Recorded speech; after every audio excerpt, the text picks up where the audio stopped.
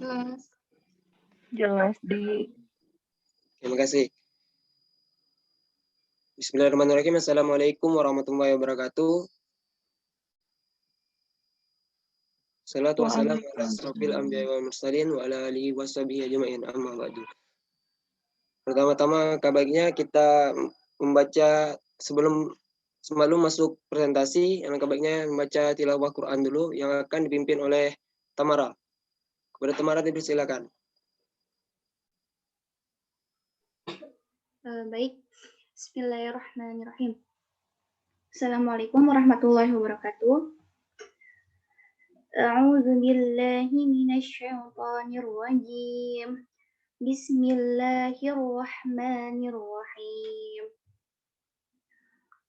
Wal mursalati 'urfa, fal 'asifati 'asfa, wan nashirati nashra, fal fariqati farqa, فالملقيات ذكرا عذرا أو نذرا إنما توعدون لواقع فإذا النجوم طمست وإذا السماء فرجت وإذا الجبال نسفت وإذا الرسول أقتت لأي يوم أجلت ليوم الفصل وما أدراك ما يوم الفصل ويل يومئذ للمكذبين Shadaqallahul azim. Oke, terima kasih kepada Tamara. Semoga yang membaca dan yang mendengar mendapat berkah. Pada hari ini presentasi yang akan membawa tema lingkungan pendidikan Islam yang dari kelompok 10 yang beranggotakan yang pertama ada Azril Pangersa Pratama, ada Dia Zahira, ada Gilang Ramadan, dan Intan Firdaus Abdillah. Alangkah baiknya sebelum kita mulai presentasi, kita bacakan basmalah bersama-sama. Bismillahirrahmanirrahim.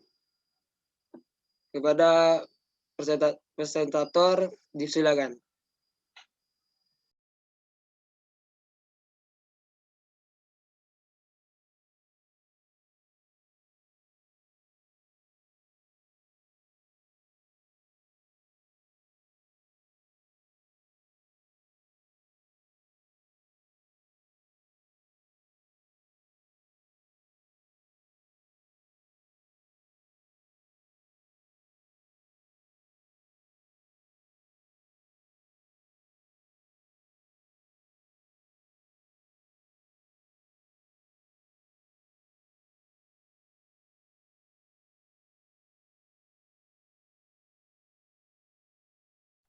Cek.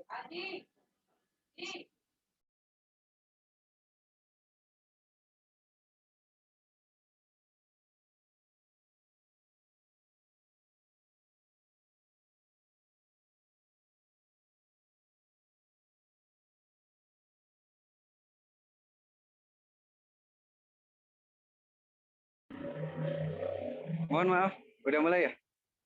Baik. Bismillahirrahmanirrahim. Yang pertama kita akan mempelajari apa pengertian lingkungan pendidikan.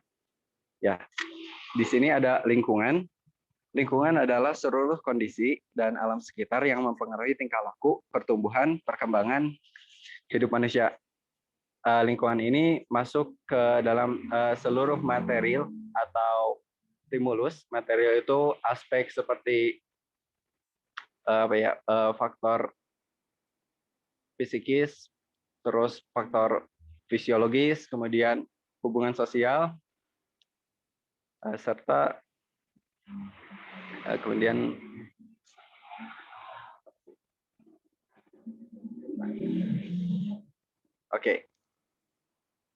kemudian ada lingkungan pendidikan. Lingkungan pendidikan adalah suatu institusi atau kelembagaan di mana pendidikan itu berlangsung, yang mana lingkungan pendidikan ini akan mempengaruhi bagaimana berjalannya pendidikan tersebut. Ya, bergantung kepada bagaimana suasana tempat, bagaimana keadaan di sosial tersebut, bagaimana kemudian peristiwa-peristiwa yang terjadi di lingkungan tersebut. Kemudian ada pendidikan Islam, ini adalah segala usaha untuk memelihara dan mengembangkan fitrah manusia serta sumber daya manusia menuju terbentuknya manusia yang seluruhnya sesuai dengan syariat Islam. Maka dari ini, lingkungan pendidikan Islam adalah setiap lingkungan atau alam yang mana di dalamnya ada proses terbentuknya pendidikan yang mana memiliki unsur keislaman di dalamnya, mempelajari tentang keislaman. Seperti itu. Ya, next selanjutnya.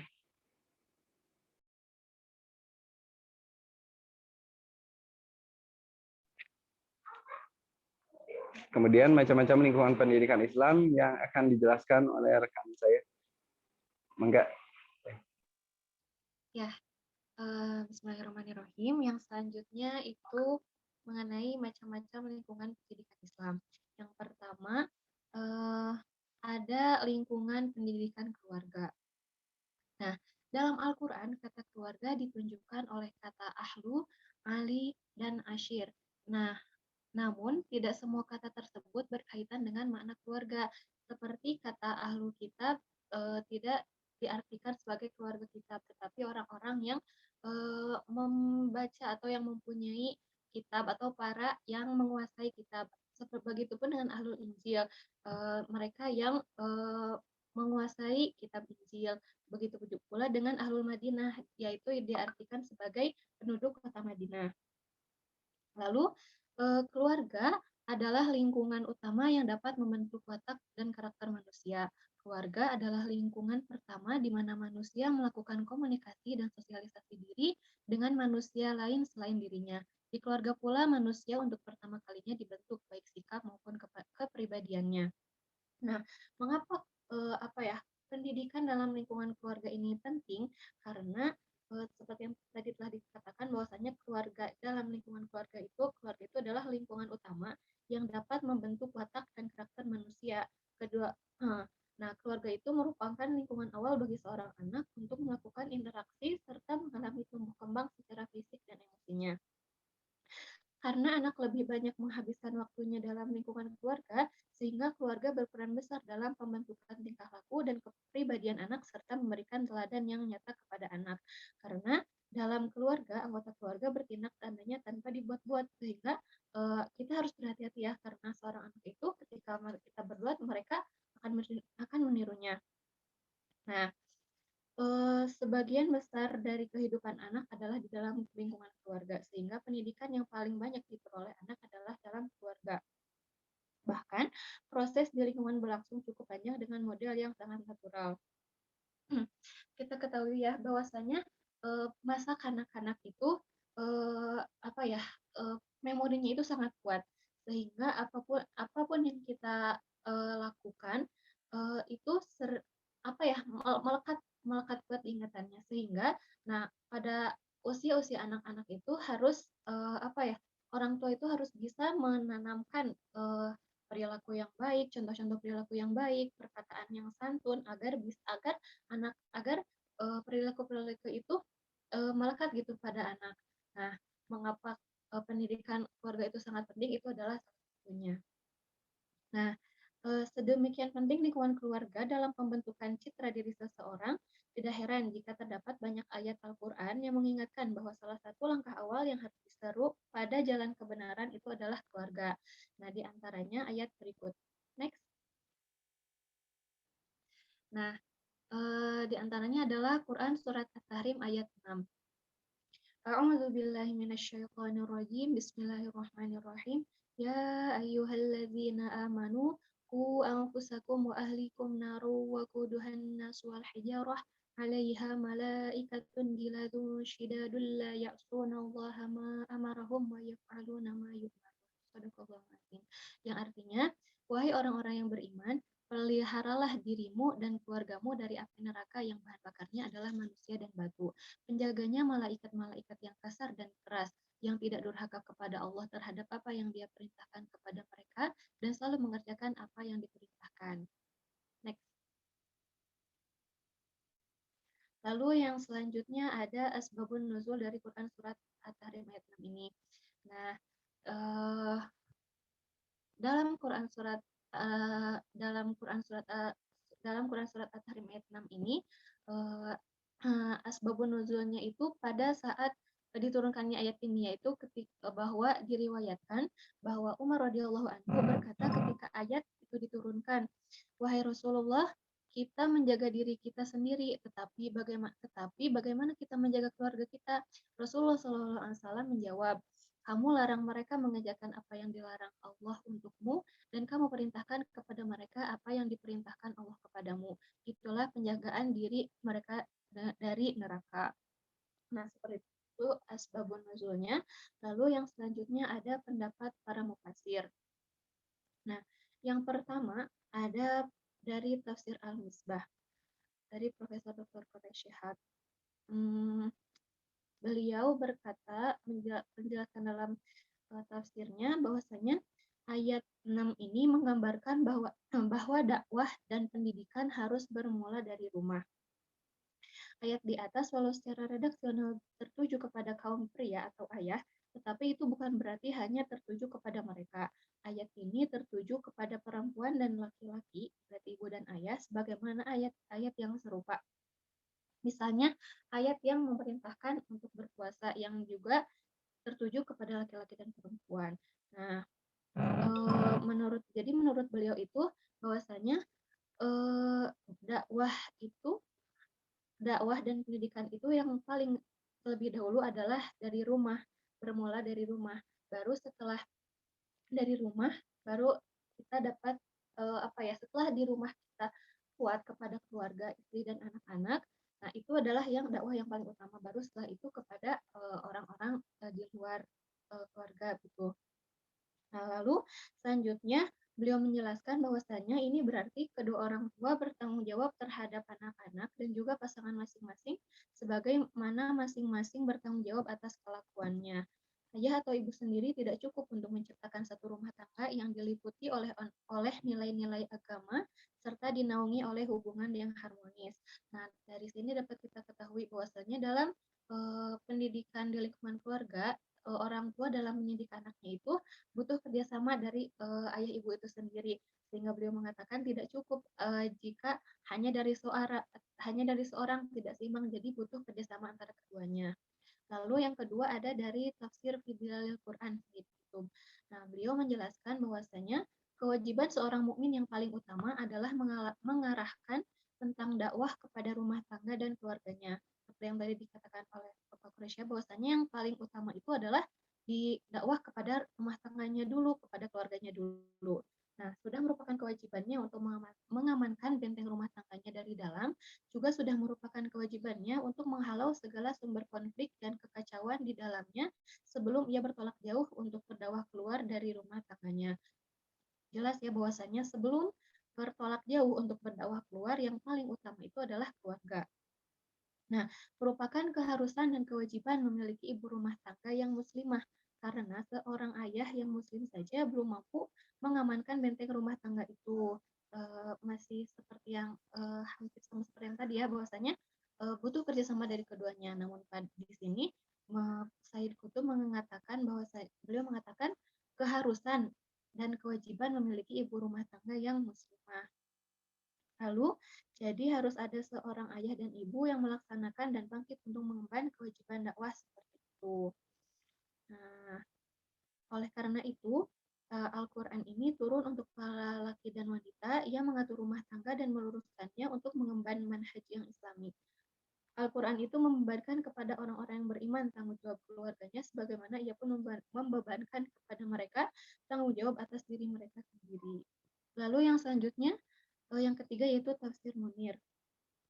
Nah, dalam Quran surat At-Tahrim ayat 6 ini ada kata waquduhan nas wal hijarah, yang artinya itu adalah yang bahan bakarnya itu adalah manusia dan batu.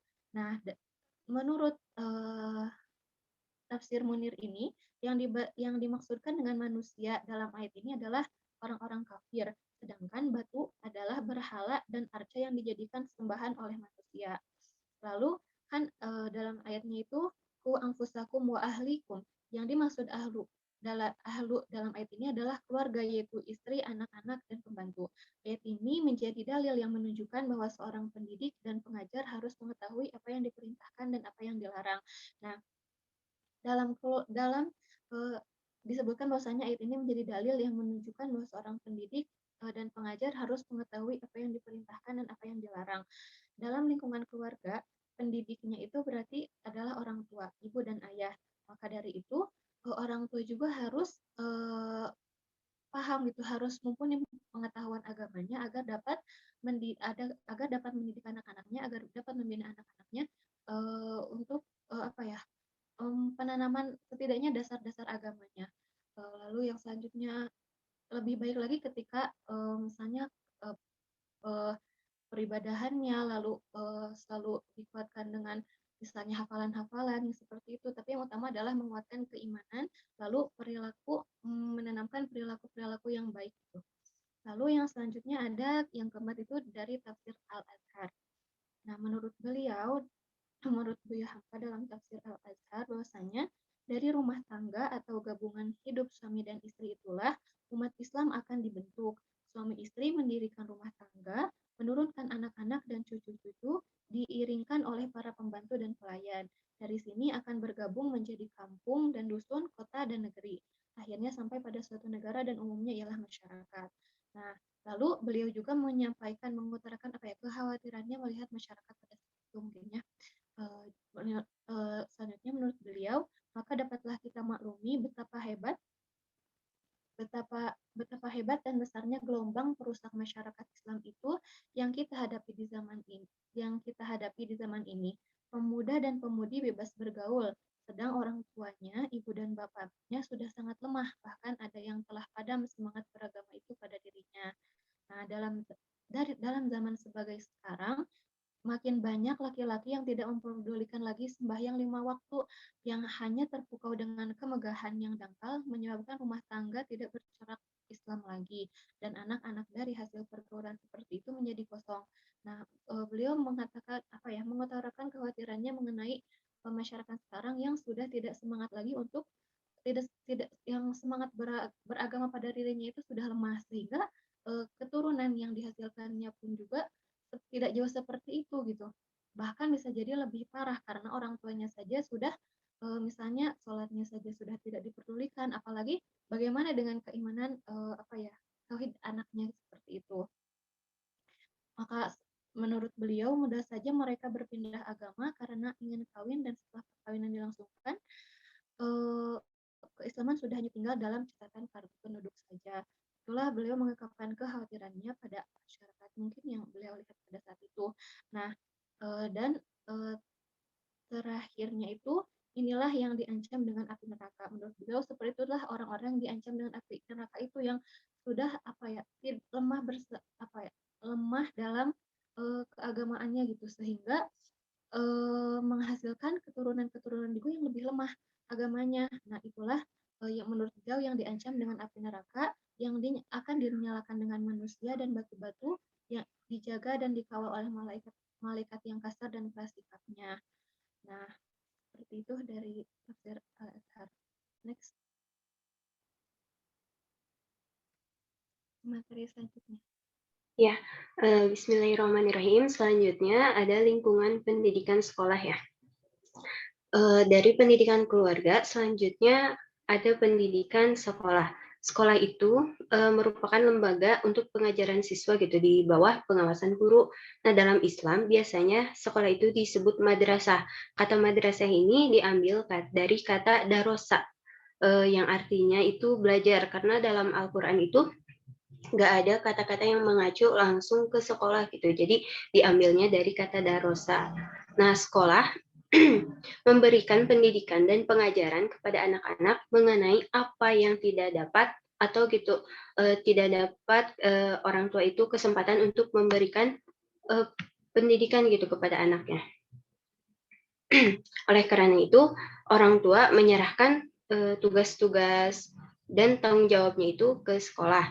Nah, di lingkungan sekolah gitu atau madrasah adalah lingkungan yang di mana peserta didik itu dapat menyerap nilai-nilai akademik termasuk bersosialisasi gitu dengan guru ataupun dengan teman sekolahnya.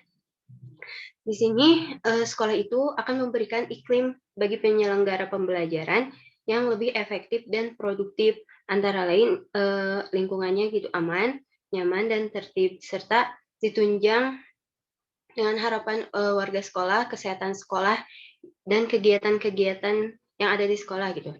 Tidak hanya itu, guru pun harus menanamkan norma-norma yang berlaku gitu. Misalnya menghargai nilai-nilai seperti kejujuran, kebersihan, kerajinan, rasa tanggung jawab, ketekunan, keteladanan, dan lain-lainnya. Selanjutnya ya, guru pendidik Muslim itu memiliki tugas mendidikan dan memimpin belajar secara lebih terkesan gitu. Nah, terdapat 5 komponen ya guru Muslim. Yang pertama ada muadib, kedua ada murabi, yang ketiga mursyid, yang keempat muallim, dan yang kelima mudaris.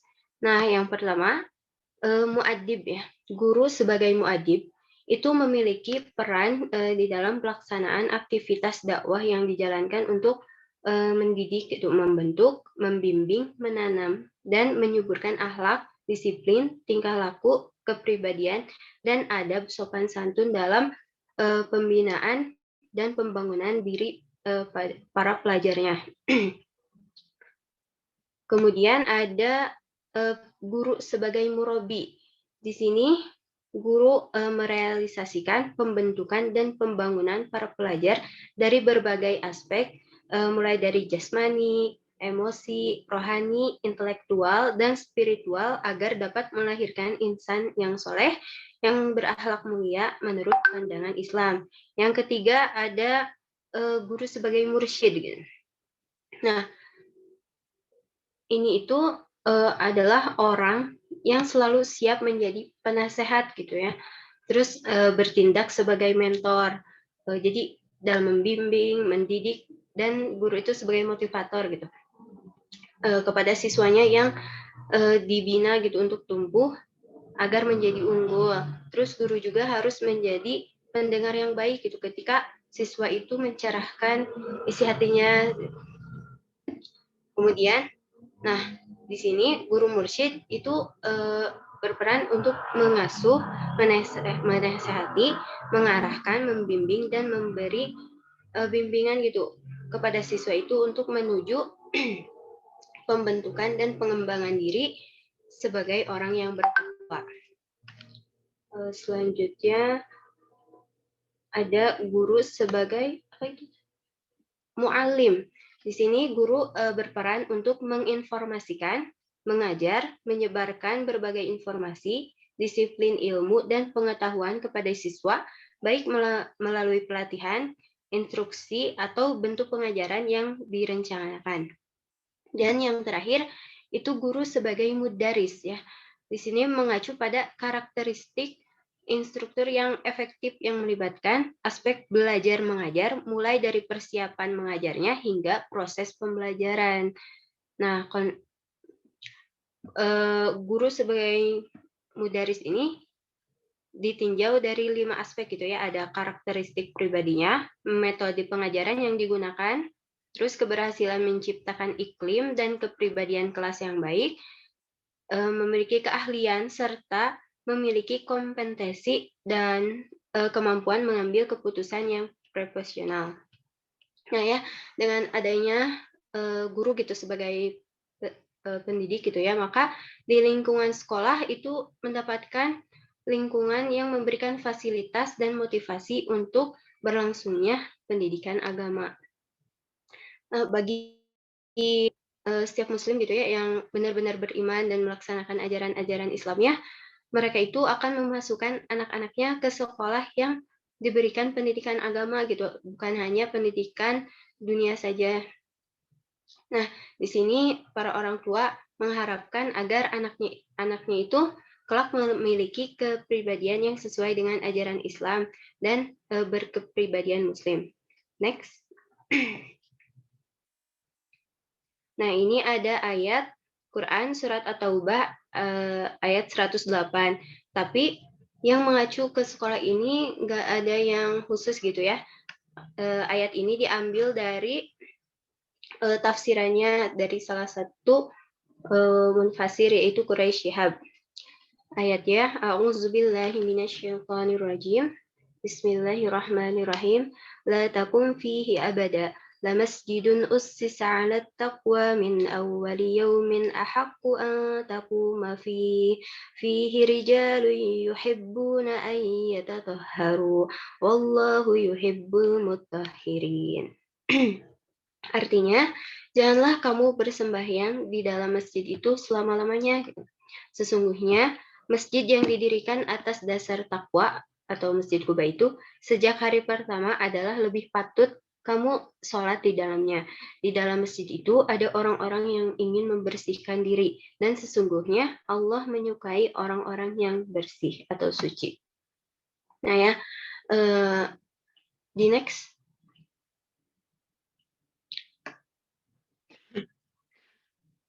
Nah ya, pendapat munfasirnya ini tuh ayatnya tidak lebih dijelaskan karena hanya ada satu munfasir yang menjelaskan tentang syiar-syiar keagamaan gitu ya menurut Quraisy Shihab, yaitu janganlah engkau Muhammad melakukan sholat di masjid itu selamanya.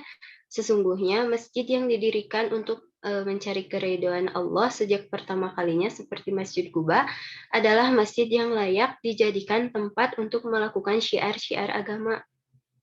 Di dalam masjid itu terdapat orang-orang yang suka menyucikan jiwa dan raga mereka dengan melaksanakan ibadah yang benar.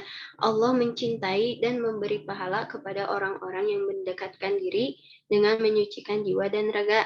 Nah, jadi dari sini ya, masjid itu kan sering dipakai untuk pendidikan keagamaan gitu. Nah, selanjutnya, next.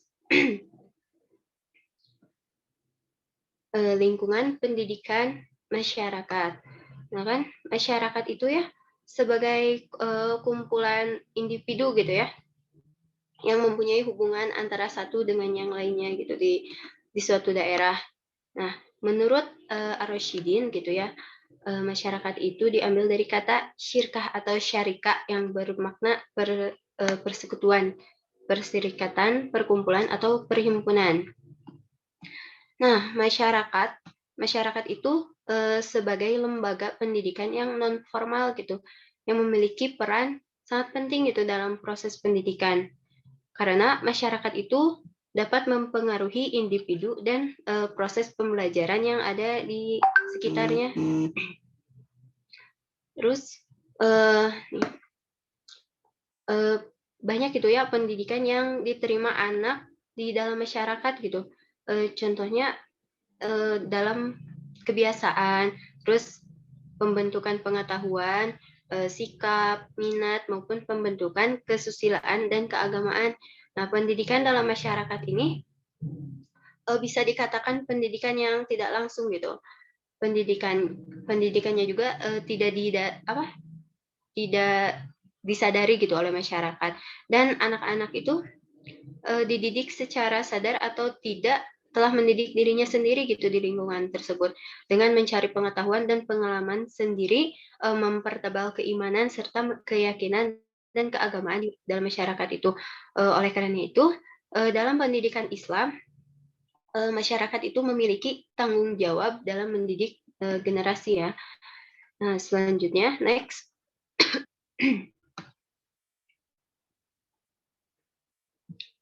Nah, ada ayat Quran tentang lingkungan masyarakat ini, yaitu Quran Surat Ali Imran ayat 104 yang bunyinya A'udzubillahi minasyaitonirrajim.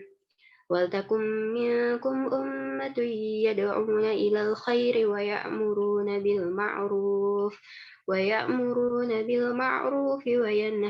'anil munkar wa ulaika humul muflihun. Yang artinya, dan hendaklah di antara kamu ada segolongan orang yang menyeru kepada kebajikan, menyuruh berbuat yang ma'ruf dan mencegah dari yang munkar, dan mereka itulah orang-orang yang beruntung. Next. Selanjutnya akan dijelaskan oleh Ajril. Ya, terima kasih Pak Intan untuk memanfaatkan waktu. Ya, ini ada Asbabun Nuzul. Pada zaman jahiliyah, sebelum Isa pada dua suku yaitu Paus dan Khazraj yang selalu bermusuhan secara turun temurun selama 20 tahun. Permusuhan kedua suku tersebut berakhir setelah Nabi Muhammad SAW menaklukkan Islam kepada mereka. Pada akhirnya suku Aus yang kaum Ansor dan suku Khazraj hidup berdampingan secara damai dan penuh keakraban. Suatu ketika Syekh Kais, seorang Yahudi, melihat suku Aus dan suku Khazraj duduk bersama dengan santai dan penuh keakraban. Padahal sebelumnya mereka bermusuhan. Kais ini tidak suka melihat keakraban dan kedamaian mereka. Lalu dia menyuruh seorang pemuda Yahudi duduk bersama suku Aus dan Khazraj untuk menyinggung perang terdahulu, yaitu perang Uhud yang pernah terjadi di antara suku Aus dan suku Khazraj. Lalu masing-masing dari suku tersebut terpancing dan menganggungkan sukunya masing-masing, saling caci memaki dan mengangkat senjata. Dan Rasulullah SAW mendengar peristiwa tersebut. Rasulullah segera datang dan menasihati mereka, apakah kalian termakan fitnah jahiliyah itu? Bukankah Allah telah mengangkat derajat kamu semua dengan agama Islam dan menghilangkan dari kalian semua yang berkaitan dengan jahiliyah? Setelah mendengar nasihat dari Rasulullah, mereka sadar, menangis, dan saling berpelukan. Sungguh peristiwa itu adalah seburuk-buruk dan sekaligus sebaik-baik peristiwa. Demikian Asbabun Nuzul dari Quran Surah Ali Imran ayat 104. Nah, ini ada pendapat dari para mufasir. Next. Nah, ada 4. Yang pertama dari tafsir besar menjelaskan dan hendaklah di antara kalian, wahai kaum mukminin, ada segolongan orang yang mengajak kepada kebaikan dan memberitakan kepada yang ma'ruf, yaitu sesuatu yang telah diketahui kebaikannya menurut syariat dan akal, dan melarang dari kemungkaran, yaitu apa-apa yang diketahui keburukannya dari segi syariat maupun akal. Mereka itu adalah orang-orang yang beruntung mencapai surga yang penuh kenikmatan. Adapun juga dari penafsiran dari Kemenag, untuk mencapai maksud tersebut perlu adanya segolongan umat Islam yang bergerak dalam bidang dakwah yang selalu memberi peringatan bila mana tampak gejala-gejala perpecahan dan penyelewengan. Karena itu pada ayat ini diperintahkan agar di antara umat Islam ada segolongan umat yang terlatih di bidang dakwah dengan tegas menyerukan kepada kebaikan, menyuruh kepada yang ma'ruf, yang baik, dan mencegah dari mungkar yang maksiat. Dengan demikian umat Islam akan terpelihara dan dari perpecahan dan infiltrasi pihak manapun. Menganjurkan berbuat kebaikan saja tidaklah cukup, tetapi harus dibarengi dengan meninggalkan sifat-sifat yang buruk. Siapa saja yang ingin mencapai kemenangan, maka ia terlebih dahulu harus mengetahui persyaratan dan taktik perjuangan untuk mencapainya, yaitu kemenangan tidak akan tercapai melainkan dengan kekuatan, dan kekuatan tidak akan terwujud melainkan dengan persatuan. Maka persatuan yang kukuh dan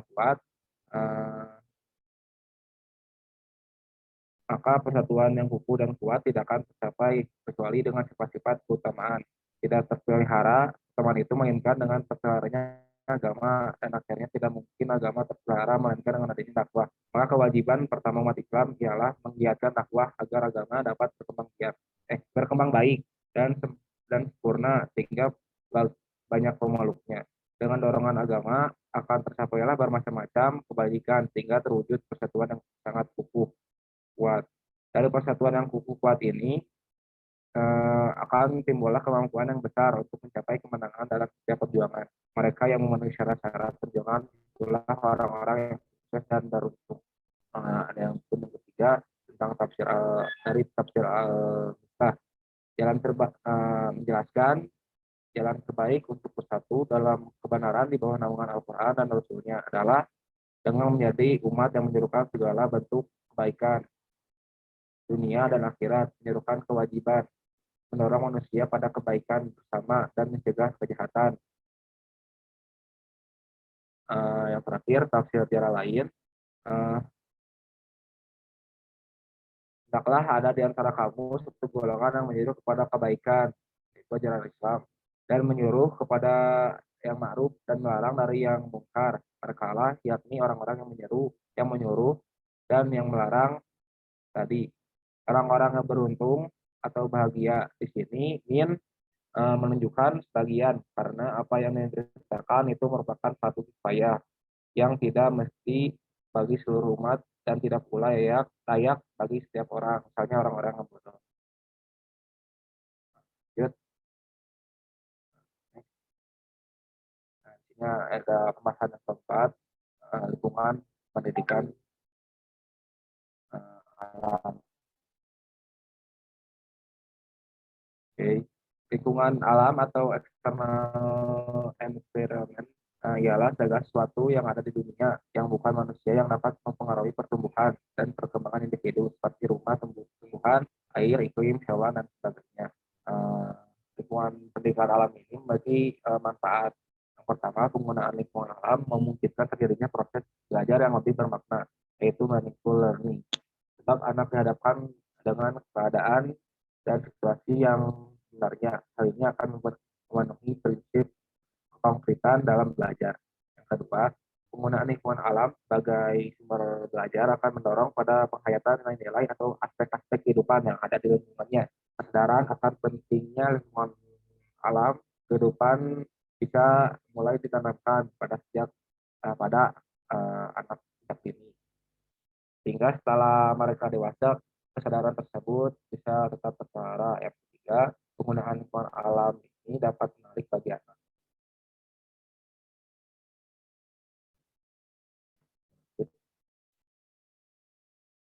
Nah, ini ada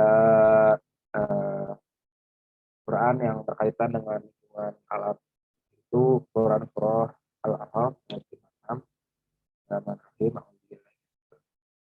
Fala tufsidu fil ardi ba'da islahiha wad'uhu khawfan wa tama'an.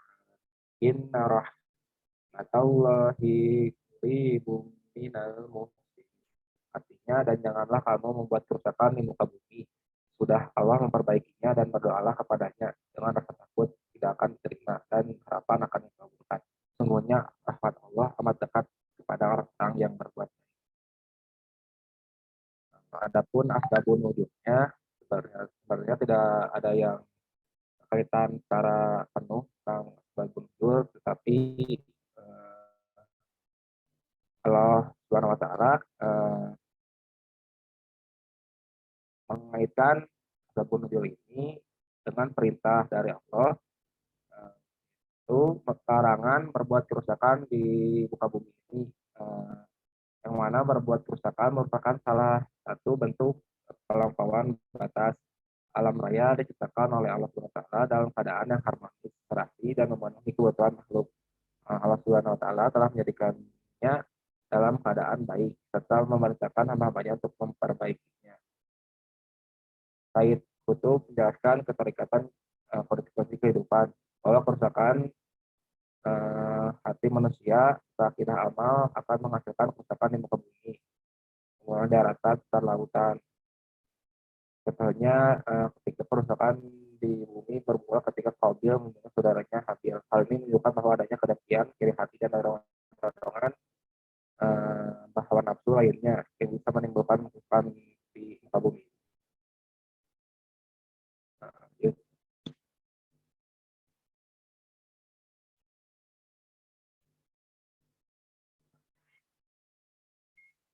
Adapun ya pendapat para tafsir. Yang pertama dari tafsir Muyassar, dan janganlah kalian membuat kerusakan di muka bumi ini dalam bentuk apapun setelah Allah memperbaiki keadaan dunia dengan mengutus para rasul. Semoga keselamatan menyertai mereka dan memakmurkannya dengan ketaatan kepadanya. Berdoalah kepadanya dengan penuh keikhlasan, disertai rasa takut dan siksa dan berharap pahala darinya. Sungguhnya rahmat Allah sangat dekat kepada orang-orang yang berbuat kebaikan. Dari Penafsiran Al-Misbah, janganlah kalian membuat kerusakan di muka bumi yang telah dibuat baik dengan menebar kemaksiatan, kezaliman dan permusuhan. Doalah kepadanya dengan rasa takut dan cintanya, berharap pahalanya. Kasih sayang Allah sangat dekat pada setiap orang yang berbuat baik dan pasti terlaksana. Dan terakhir ada tafsir dari Ibnu Katsir, dan janganlah kalian membuat kerusakan di muka bumi, sudah Allah memperbaikinya. Nah, dalam ayat tersebut Allah melarang perbuatan yang menimbulkan kerusakan di muka bumi dan hal-hal yang membahayakan lestariannya sudah diperbaiki, karena sesungguhnya apabila segala sesuatunya berjalan sesuai dengan kelestariannya, kemudian terjadilah kerusakan padanya. Hal tersebut akan membahayakan semua hamba Allah. Maka Allah Subhanahu wa taala melarang hal tersebut dan memerintahkan kepada mereka untuk menyembahnya dan berdoa kepadanya, serta merendah diri dan memohon belas kasihannya. Untuk itulah Allah Subhanahu wa taala berfirman, artinya ya ini, dan berdoalah kepadanya dengan rasa takut tidak akan diterima dan harapan akan dikabulkan. Dalam arti di sini yakni dengan rasa takut terhadap siksa yang ada di sisinya dan penuh harap kepada pahala berlimpah yang ada di sisinya. Kemudian dalam firman selanjutnya disebutkan, sungguhnya rahmat Allah amat dekat dengan orang-orang yang baik. Maksudnya di sini sungguhnya rahmat Allah selalu mengincar orang-orang yang berbuat kebaikan, yaitu mereka yang mengikuti perintah-perintahnya dan menjauhi larangan-larangannya. Seperti pengertian yang terdapat di dalam firman-Nya, dan rahmatku meliputi segala sesuatu. Maka akan aku tetapkan rahmatku untuk orang-orang yang bertakwa hingga akhir ayat. Dalam ayat ini disebutkan qoribun dan tidak disebutkan qoribatun, mengingat di dalamnya yakni lafaz rahmat terkandung pengertian pahala atau karena disandarkan kepada Allah. Karena itu disebutkan qoribun minal muhsinin, amat dekat kepada orang-orang yang berbuat baik. Matar al-Waraq pernah mengatakan, laksanakanlah janji Allah dengan taat kepadanya, karena sesungguhnya dia telah menerapkan bahwa rahmatnya amat dekat kepada orang-orang yang berbuat baik. Terima kasih, mungkin yang dapat saya sampaikan. Selanjutnya kepada Saudara Gilang untuk melanjutkan. Baik, kemudian ada analisis kandungan ayat. Ya, jika kita pelajari analisisnya bagaimana gitu. Yang pertama ada Quran Surat At-Tahrim ayat 6. Ayat ini menggambarkan bahwa dakwah dan pendidikan harus bermula dari rumah. Walau secara redaksional ayat tersebut tertuju kepada kaum pria atau misalnya dalam kondisi nyatanya itu malah tertuju kepada ibu, tetapi itu bukan berarti hanya tertuju kepada mereka. Ayat ini tertuju kepada perempuan dan laki-laki, ibu dan ayah, sebagaimana ayat-ayat yang serupa, misalnya ayat yang memerintahkan berpuasa, yang juga tertuju kepada lelaki dan perempuan. Ini berarti kedua orang tua bertanggung jawab terhadap anak-anak dan juga pasangan masing-masing, sebagaimana masing-masing bertanggung jawab atas perilakunya. Next. Kemudian kandungan ayat Quran Surat At-Taubah ayat 108. Yang mana janganlah kamu di masjid itu hanya sembahyang selama-lamanya. Nah, ayat di atas menggambarkan bahwa ini tuh bukan maksudnya nggak boleh sholat di masjid atau nggak boleh terlalu sering sholat di masjid gitu.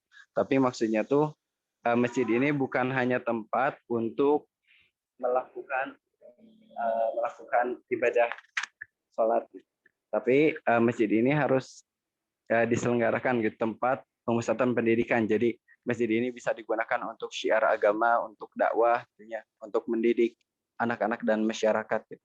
Jadi sangat penting diselenggarakannya tempat pemusatan pendidikan di lingkungan masyarakat gitu di masjid. Yang mana menjadi latar belakang terbentuknya pusat pendidikan bermula dari masjid, kemudian madrasah, yayasan, sekolah hingga universitas sebagai bentuk pengembangan dari pemikiran umat. Next. Kemudian ada surat Ali Imran ayat 104. Pada ayat ini menjelaskan tentang peran penting masyarakat dalam pendidikan. Masyarakat sebagai salah satu aspek lingkungan pendidikan Islam tentunya sangat berpengaruh terhadap pola pikir dan perilaku kebiasaan setiap diri mereka. Dengan demikian, umat Islam harus menanamkan nilai dan budaya agama agar masyarakat dapat terpelihara daripada perpecahan dan infiltrasi pihak manapun. Dalam hal ini ada hal-hal yang perlu diperhatikan oleh masyarakat, yakni tentang nilai-nilai ilahi yang tak boleh dipaksakan, melainkan dengan penyebaran persuasif dengan cara mengajak pada kebajikan, itu pun dengan cara yang lembut begitu. Setiap aturan yang ditegakkan juga harus berdasarkan kesepakatan. Walaupun misalnya kesepakatan itu aturan itu sifatnya baik, tapi kalau tanpa kesepakatan itu bisa memunculkan madorot. Jadi sebaiknya diadakan kesepakatan. Dan segala bentuk keburukan sebisa mungkin harus dicegah oleh masyarakatnya sendiri, tidak hanya diam begitu. Next. Kemudian surat Al-A'raf ayat 56. Ini menjelaskan yang tidak boleh kau merusak alam ya. Firman Allah seperti itu. Allah Subhanahu wa taala memerintahkan manusia untuk senantiasa merawat alam dan lingkungannya serta tidak membuat kerusakan di muka bumi setelah Allah menciptakan alam ini dengan sempurna, serasi dan sangat seimbang untuk mencukupi kebutuhan makhluknya. Perintah ini merupakan bukti bahwa Allah hendak menjadikan alam tak hanya sebagai lingkungan tempat peradaban manusia tinggal. Lebih dari itu, menjadikannya sebagai aspek dari lingkungan pendidikan manusia. Secara tersirat, ayat di atas memerintahkan manusia untuk bisa belajar dari alam sekitar, bukan tanpa alasan, melainkan supaya manusia bisa menyadari bagaimana dan sebesar apa kekuasaan Allah di alam semesta ini. Mereka yang mampu belajar dari alam sekitar dan mengakui kebesaran Allah akan senantiasa menanamkan nilai kebaikan dalam setiap perilaku, serta menghindari segala sesuatu yang dapat menyebabkan kerusakan terhadap alam itu sendiri. Manusia akan menyadari bahwa yang bertasbih dan beribadah kepada Allah bukan mereka saja, setelah mereka belajar dengan media alam, atau kita sebut sebagai tafakur alam. Ya. Next. Ya. Adapun kesimpulan yang dapat kita ambil dari penjelasan ini, mangga diserahkan kepada Teh Dia. Ya, yang terakhir ada kesimpulannya. Kesimpulannya itu salah satu komponen yang mempunyai peranan penting terhadap keberhasilan pendidikan adalah lingkungan. Begitu pula dalam pendidikan Islam, lingkungan merupakan salah satu penunjang keberhasilan karena perkembangan jiwa anak itu sangat dipengaruhi oleh keadaan lingkungannya. Nah, lingkungan pendidikan merupakan lingkungan yang sangat menunjang suatu proses pendidikan atau bahkan secara langsung karena lingkungan itu merupakan tempat berlangsungnya kegiatan pendidikan itu sendiri. Next lagi. Nah, lingkungan dapat berpengaruh positif dan juga dapat berpengaruh negatif terhadap pertumbuhan dan perkembangan jiwa, tergantung lingkungannya ya, terhadap sikapnya juga, akhlaknya dan agamanya. Oleh karena itu dibutuhkan pendidikan yang terpadu antara lingkungan keluarga, lingkungan sekolah, dan lingkungan masyarakat. Dengan keterpaduan ketiganya diharapkan pendidikan yang dilaksanakan mampu mewujudkan tujuan yang diinginkan. Seperti itu. Sekian dari kelompok kami, dikembalikan kepada moderator.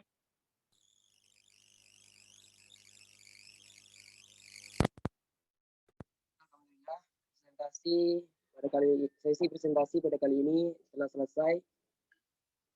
Sekarang kita masuk ke sesi diskusi.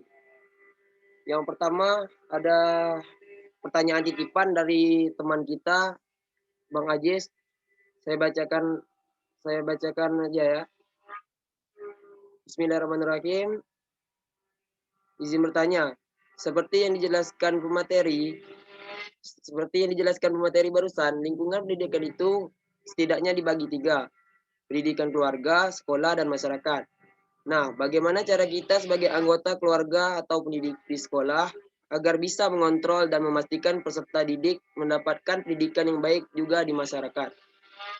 Karena kebanyakan kasus itu pendidikan di keluarga baik, pendidikan di sekolahnya baik, akan tetapi pendidikan di masyarakatnya tidak baik. Seperti itu.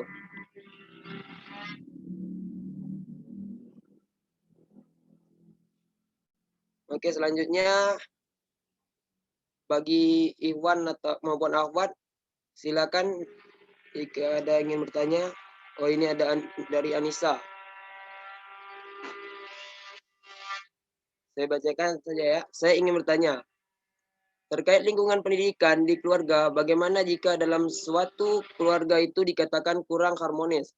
Berarti kan pendidikan dalam keluarga yang didapat oleh anak bisa dibilang sedikit. Nah, karena yang didapat sedikit, itu juga mungkin bisa mempengaruhi pada lingkungan pendidikannya, baik di sekolah maupun di masyarakat. Lalu bagaimana tanggapan para pemateri terhadap anak tersebut? Mungkin kita cukupkan saja dulu dua pertanyaan dulu.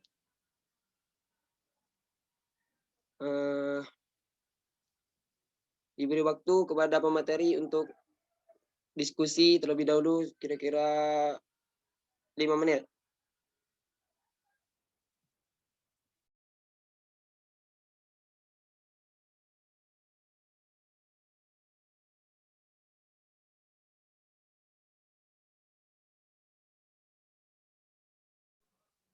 Jika sudah dapat jawabannya, boleh dipersilakan langsung saja nanti untuk menjawab pertanyaan dari audiens ya. Moderator, saya izin menjawab. Ya silakan. Ya, bismillahirrahmanirrahim. Dari pertanyaan Ajis ya, gimana gitu? Kita itu sebagai anggota keluarga atau pendidik sekolah agar bisa mengontrol dan memastikan peserta didik mendapatkan pendidikan yang baik juga gitu di masyarakat, karena kebanyakan kasus pendidikan di keluarganya baik, pendidikan di sekolah baik, tapi di masyarakatnya tidak baik gitu ya. Jadi harus diawali dari keluarganya juga ya. Keluarga itu harus menempati lingkungan rumahnya itu, kalau sebisa mungkin kalau ingin mendapatkan pendidikan agama yang lebih baik gitu ya, tempatkan atau lingkungan rumahnya itu yang Islami gitu. Jadi anggota keluarga juga terbawa ke yang Islami. Terus harus diperkuat dari keluarganya. Kalau udah kuat dari agamanya, insya Allah bisa ke bawah juga di dalam masyarakat. Nah, kalau di masyarakat itu udah terlanjur gitu ya, sangat buruk gitu.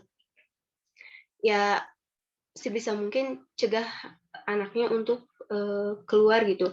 Mungkin memang bisa sedikit sosialisasi, tapi daripada berdampak buruk, ya mending batasi gitu pergaulan masyarakat yang tidak baiknya. Gitu. Sedikit dari Intan. Oke, terima kasih kepada Teh Intan. Selanjutnya daripada pemateri, ada yang ingin menambahkan?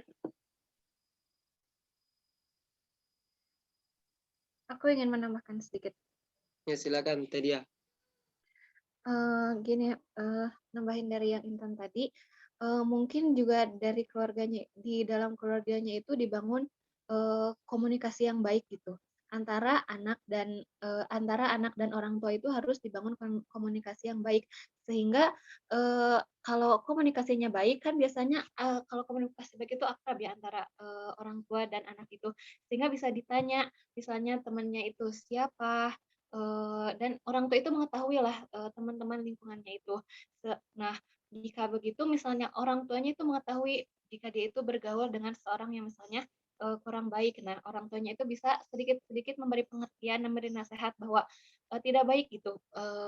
Boleh berteman asal jangan sampai terbawa arus, terbawa sampai perilaku yang tidak baiknya. Mungkin itu tambahan dari saya. Ya, terima kasih kepada Teh Dia. Selanjutnya dari pemateri yang lain, apakah ada yang ingin menambahkan lagi? Dari Kang Azril atau Kang Gilang? Oh iya, jika cukup. Mau nambahin Aldi. Ya, silakan Kang Azril. Ya, mah bisa nyadil ya. Dalam pendidikan Islam ada langkah-langkah menurut Al-Qurtubi. Itu ada 3, yaitu yang pertama pengetahuan tinggi ilmu ketuhanan, yang kedua pengetahuan menengah mengenai dunia seperti kedokteran, matematika, dan lain-lain, yang ketiga pengetahuan rendah itu pengetahuan praktis seperti keterampilan dalam bekerja. Nah, adapun juga di sini pendidikan akidah atau keimanan. Jadi peran dari keluarga ini terhadap pendidikan akidah dan keimanan, yaitu untuk menghasilkan generasi selanjutnya, yaitu anak-anaknya eh, yang tangguh dalam keimanan dan ketakwaan, agar terhindar dari aliran atau perbuatan yang menyesatkan kaum remaja atau anak-anaknya, seperti banyak macam-macam perbuatan yang menyesatkan kaum remaja, yang seperti penyalahgunaan narkoba, tawuran, dan pergaulan bebas. Itu yang pertama, pendidikan akidah dan keimanan. Yang kedua, dalam pendidikan ibadah, peran dari keluarga sangat diajarkan kepada anak-anaknya untuk membangun generasi muda yang punya komitmen dan terbiasa melaksanakan ibadah seperti sholat, puasa, membaca Al-Quran. Peran orang tua dari sini sangat diperlukan untuk memberikan contoh dan teladan yang baik bagi anak-anak. Yang ketiga, ada pendidikan akhlakul karimah. Di sini untuk melahirkan generasi rabani atau generasi yang bertakwa, cerdas, dan berakhlak mulia. Oleh karena itu, peran dari orang tua sangat dibutuhkan.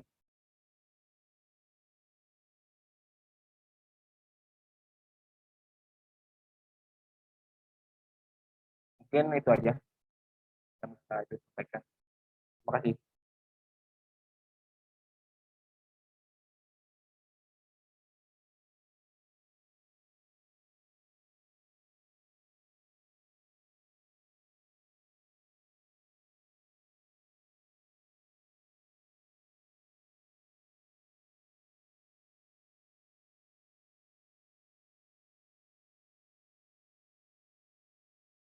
Oke, baik, Revaldi. karena ya Revaldinya tadi laptopnya nge-hang, jadi sama saya dulu.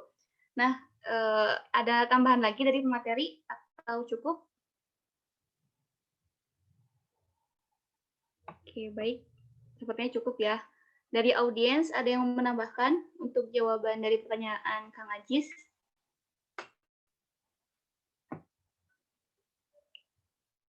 Saya hitung sampai 5. 1, 2, 3, 4, 5. Oke, alhamdulillah sepertinya sudah cukup. Kita lanjut ke pertanyaan selanjutnya. Bentar. Nah, mangga kepada pemateri yang mau menjawab, dipersilahkan.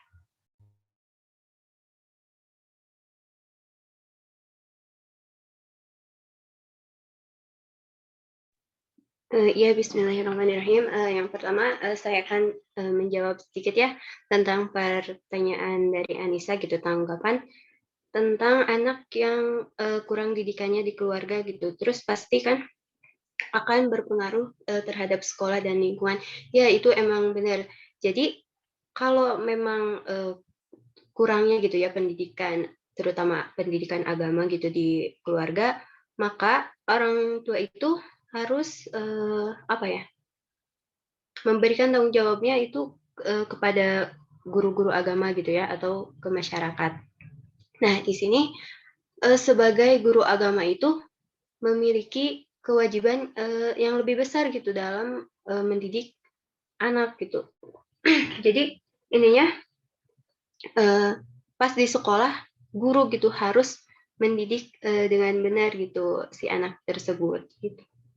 Terus kalau masyarakat seperti tadi ya yang Ajis, karena kan kadang kurang kondusif juga, jadi harus cari masyarakatnya yang baik pendidikannya gitu.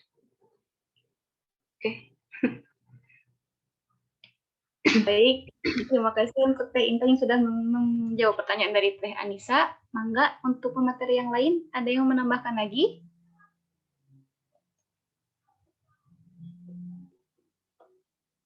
Atau sudah cukup? Saya cobain. Mangga Kang Anjir, dipersilahkan.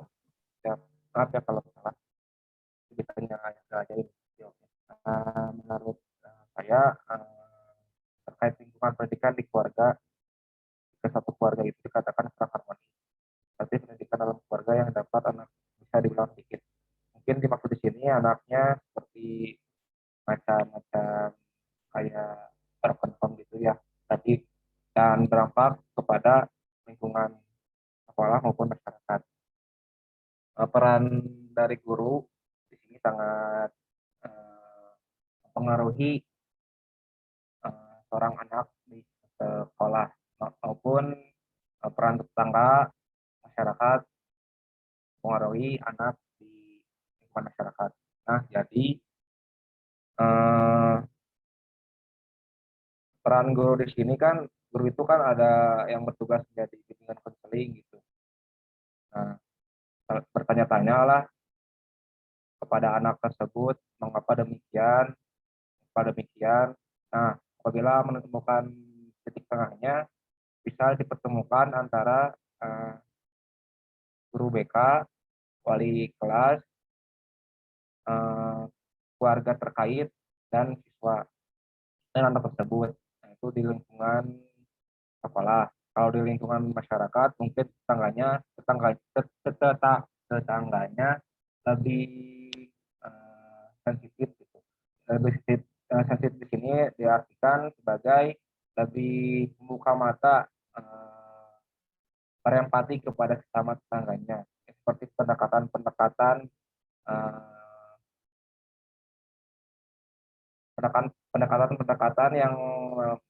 yang menghasilkan anak tersebut tidak moralnya itu tidak jomplang gitu, tidak ya seperti itulah pokoknya. Jadi anak tersebut jangan sampai dari broken home ini ya, jangan sampai terjerumus dari pergaulan bebas. Itu peran dari tangga di lingkungan masyarakat. Jadi mengingatkanlah gitu, kepada anak tersebut dan juga kepada ayahnya, kepada orang tuanya gitu. Jangan sampai itu terjadi lah. Mungkin itu aja dari Azriel. Terima kasih. Semoga dapat dipaham. Oke, terima kasih kepada Azriel. Sebelumnya maaf tadi laptopnya error. Terima kasih juga pada Temara karena sudah mengambil alih. Langsung saja kita lanjut. Kepada pemateri yang lain, apakah ada yang ingin menambahkan?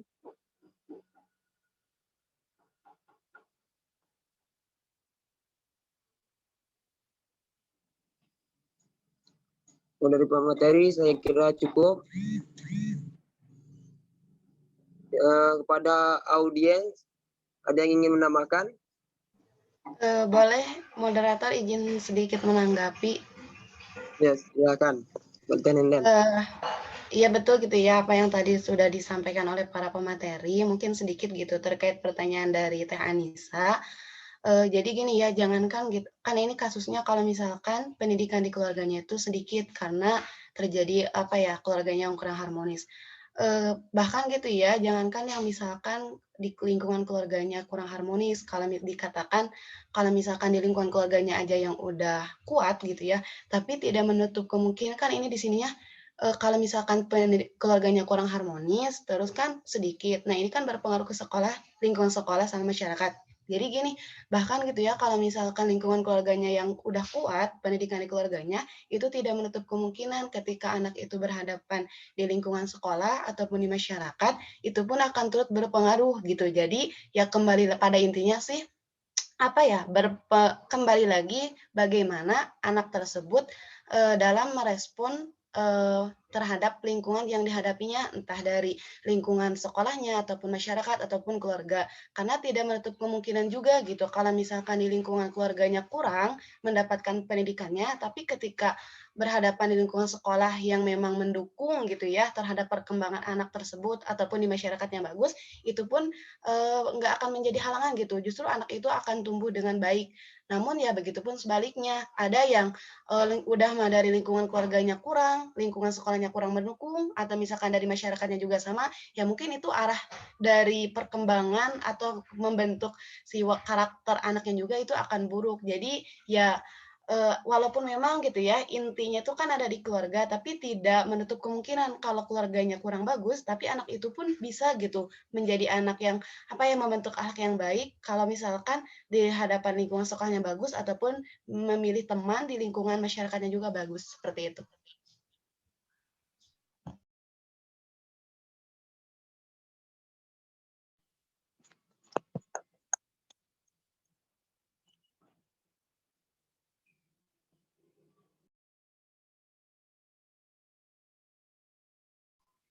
Oke, terima kasih kepada Tenenden. Saya kira cukup. Kepada Tenisa, apakah ada cukup dari jawaban tadi? Iya, terima kasih. Oke, sama-sama.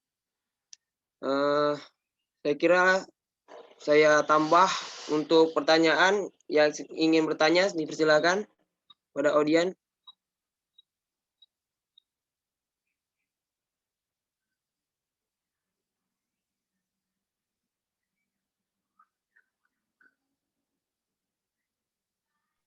Boleh deh izin bertanya. Ya, Boleh silakan. nggak? Tenenden. Mau sedikit ini sih pendapat dari para pemateri gitu. Kan tadi tuh dijelaskan salah satu lingkungannya itu kan lingkungan sekolah. Terus kalau di lingkungan sekolah tadi tuh disinggung terkait ada beberapa komponen yang menjadi ciri dari seorang pendidik muslim. Nah, menurut para pemateri kan kalau namanya komponen harus menjadi satu kesatuan yang kalau nggak ada satu tuh jadi kurang sinkron mungkin ya. Nah, menurut para pemateri gimana sih kalau misalkan dalam seorang diri pendidik itu sendiri, salah satu komponennya itu tidak tercermin, dari yang seharusnya. Nah, itu bagaimana? Dan kalau dan realitanya seorang pendidik muslim sekarang itu bagaimana? Apakah memang sudah semua komponen itu, tercermin dalam tindak tanduk perilakunya atau bagaimana? Gitu. Ya, baik. Terima kasih kepada Tenenden. Silakan kepada pemateri, apakah ingin langsung dijawab atau ingin diskusi terlebih dahulu?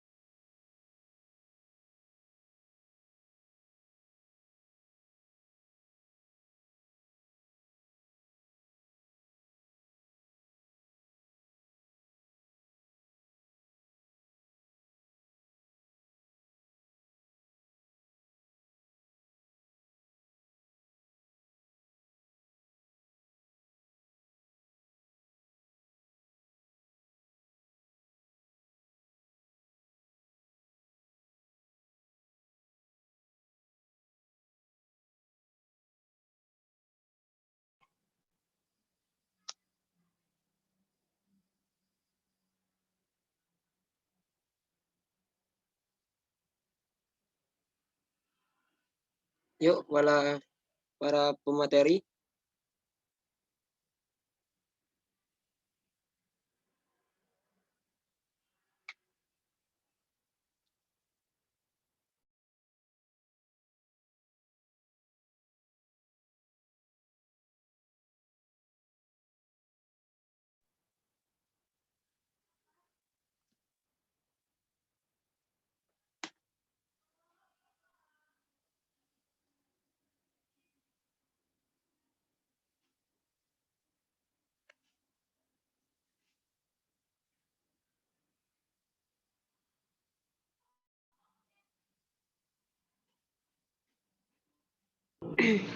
Iya, bismillahirrahmanirrahim, izin menjawab ya. Tapi ini mas sedikit aja gitu ya.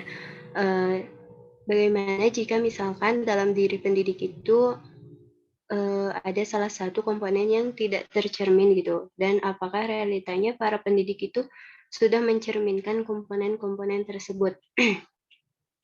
Nah ya, kalau menurut Intan mah gitu, kan manusia itu juga nggak sempurna ya, nggak bisa semuanya terpenuhi gitu. Karena di sini itu kan komponen yang menjadi guru muslim yang baik gitu, tapi kan tidak semua bisa namanya tuh mencerminkan ciri-ciri tersebut gitu. Terus apakah para pendidik itu sudah mencerminkan hal itu gitu? Ya itu mah gimana ya? Nggak semua juga, mungkin ada beberapa tapi nggak semua juga soalnya gimana ya? Mungkin itu mah gimana ya? Belum semua sih menurut saya mah. Nenden. Ya, terima kasih. Ya, dari pemateri yang lain, dari Kang Gilang atau Kang Azril atau Tedia, silakan. Ada yang ingin ditambahkan? Ya, coba menjawab. Ya, silakan. Tadi kan yang jelaskan insan itu kan ada 5 komponennya yang harus pendidik punya. Kalau menurut Azril, apabila tidak ada pendidik itu tidak ada salah satu komponennya itu bagaimana? Kalau menurut dari Azril pribadi, Allah itu kan menurunkan menciptakan hamba-hambanya itu kan dengan berbagai apa namanya itu? Dengan berbagai macam gitu, ada kelebihan dan kekurangannya maupun sifat-sifatnya kan berbeda-beda. Kalau menurut Adriel, dari 5 komponen yang dijelasin tadi itu merupakan sebuah acuan bagi pendidik Islami dalam menyalurkan pendidikan kepada anak murid.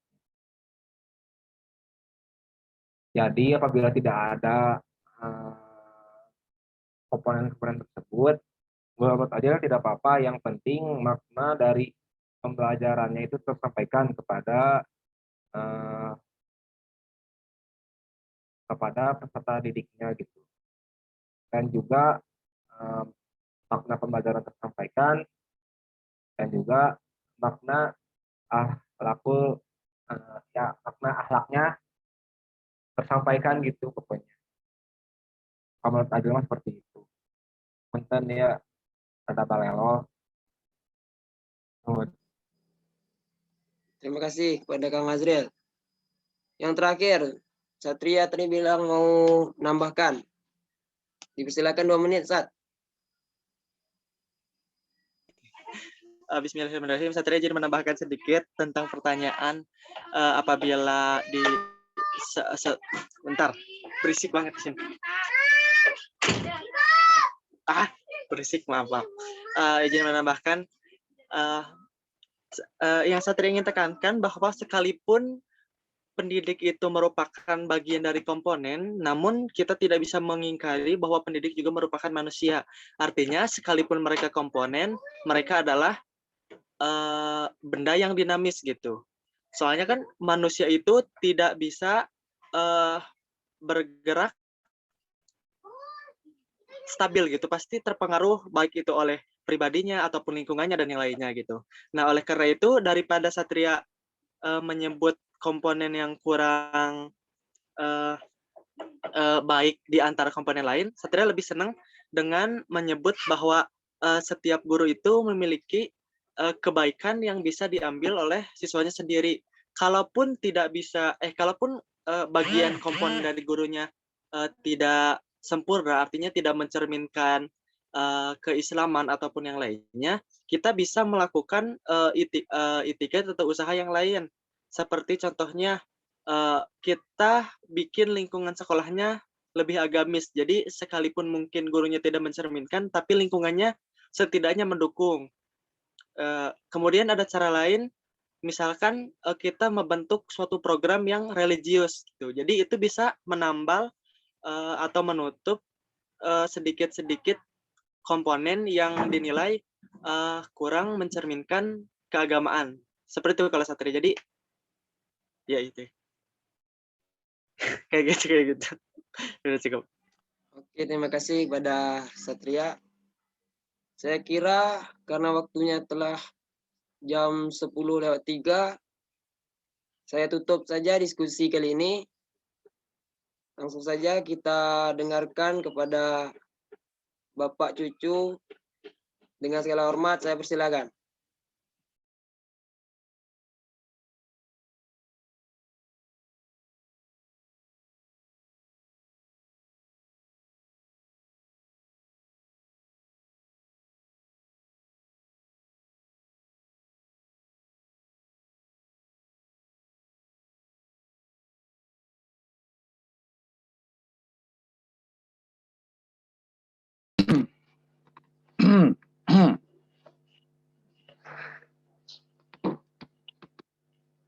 Ada suara saya? Ada Pak, ada Pak. Nah, saya pakai peci dulu ya. Oke, Pak Haji.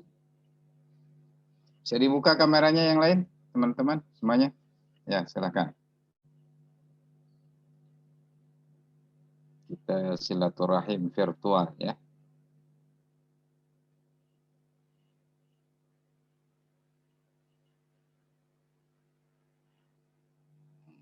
Oke. Yes, ready.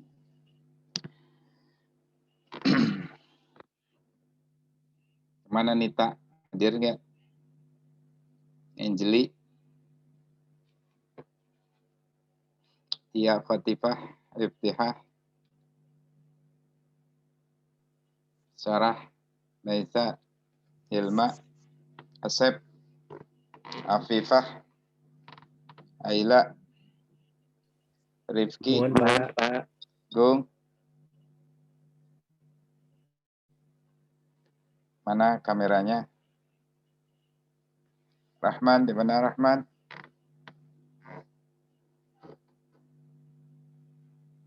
Alhamdulillah. Ulan? Ada?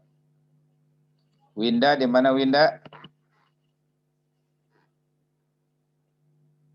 Ahmad Taqiyuddin? Hadir, Pak.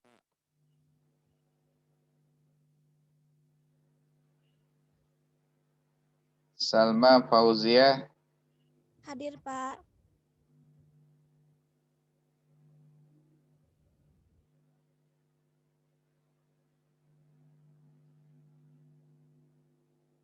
Rifki Rabbani mana?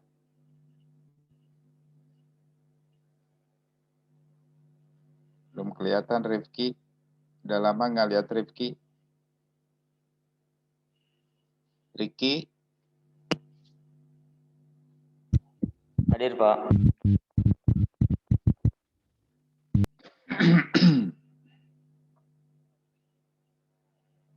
Rifki? Ada Rifki?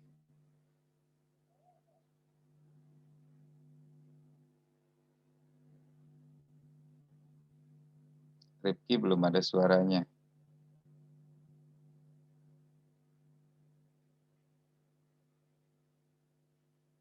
Kisti Amalia? Hadir, Pak. Oh, iya. Kirain gambar itu ya. Itu real ya. Habis sholat duha ya.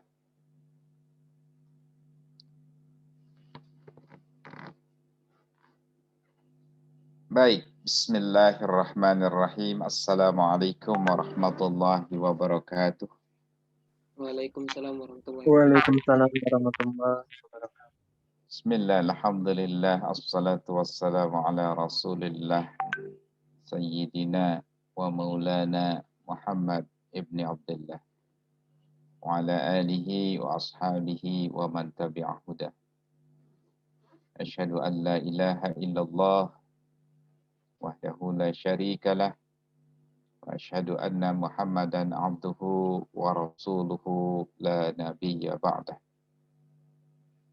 Allahumma salli wa sallim wa barik ala sayyidina wa maulana Muhammadin wa ala alihi wa ashabihi ajma'in, amma ba'd. Pertama dan yang paling utama, marilah kita panjatkan puji syukur kehadirat Allah Subhanahu wa taala atas segala nikmat yang Allah berikan kepada kita semua. Salawat serta salam semoga tetap tercurah limpahkan teruntuk Habibana wa Nabiyana Muhammad sallallahu alaihi wasallam, kepada keluarganya, para sahabatnya, dan seluruh umatnya, termasuk kita semua hingga akhir zaman.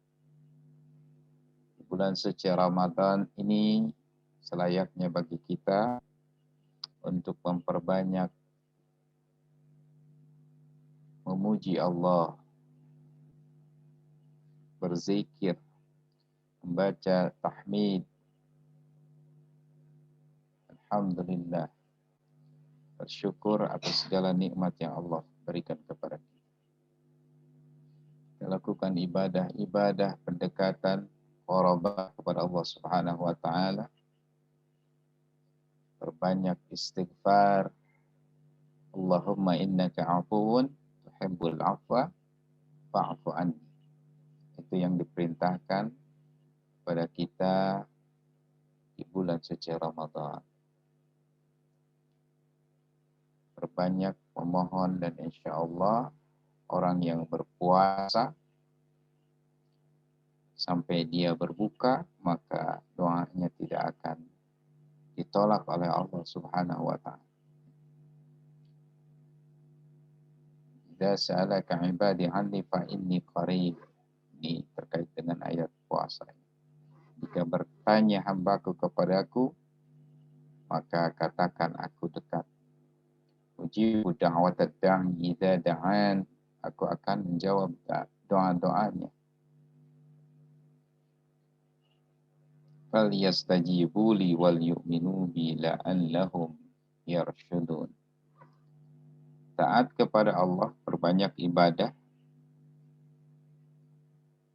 beriman, perkuat iman kepada Allah Subhanahu wa ta'ala, agar menjadi orang-orang yang mendapatkan petunjuk dari Allah Subhanahu wa ta'ala. Perbanyak istighfar, ya. Kemudian perbanyak salawat kepada Rasulullah sallallahu alaihi wasallam. Baca salawat, banyak jenis-jenis salawat. Mulai dari yang paling pendek, Allahumma salli alaih, Allahumma salli wa sallim wa barik alaih, sampai salawat-salawat yang panjang-panjang, salawat fatih, salawat tariyah, salawat munjiyah, ya. Salawat-salawat yang dicontohkan oleh Rasulullah, yang dicontohkan oleh para ulama. Insya Allah semua salawat itu diterima, jawab oleh Rasulullah sallallahu alaihi wasallam. Man shalla alayya salatan sallallahu alaihi biha asyra. Salawat kita kepada Rasulullah, satu salawat saja dijawab oleh Allah Subhanahu wa ta'ala, bukan hanya oleh Rasulullah sallallahu alaihi. Allah akan memberikan doa kepada kita, kepada orang yang bersalawat kepada Rasul. Asyran.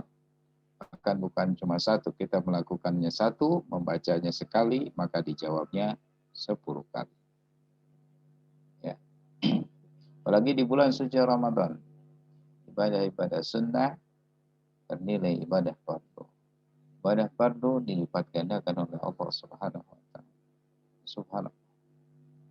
Di istilah orang Sunda itu, bulan Ramadan itu bulan mangpang mengpeng.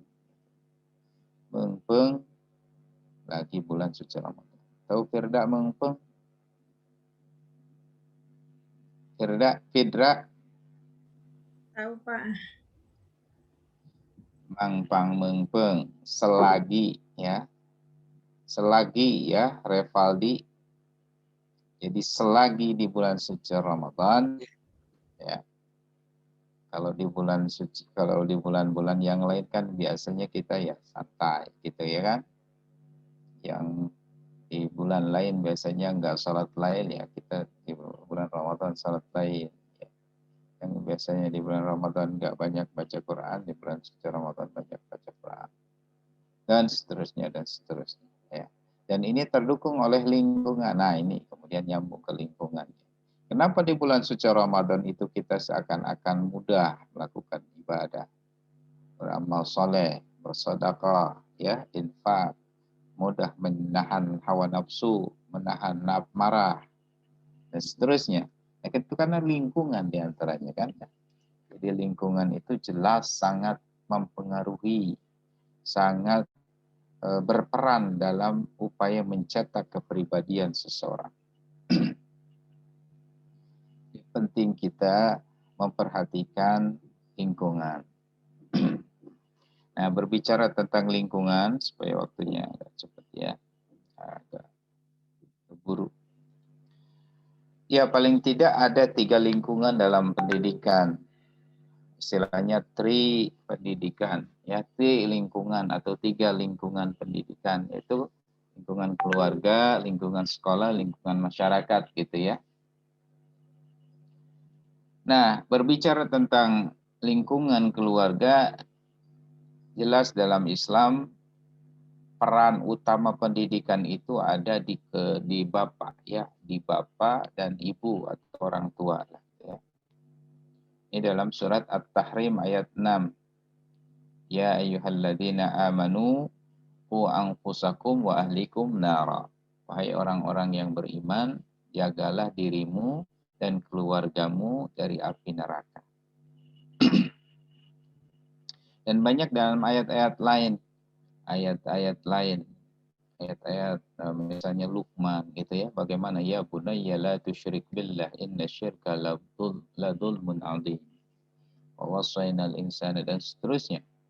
Nah, ini kan bapak kepada anaknya, seperti Ibrahim juga kepada anak-anaknya, seperti nabi-nabi yang lain kepada anak-anaknya. Mereka khawatir jikalau di belakang mereka ataupun setelah mereka meninggalkan keluarga yang tidak beribadah, tidak bisa mendirikan salat atau tidak taat kepada Allah Subhanahu wa taala.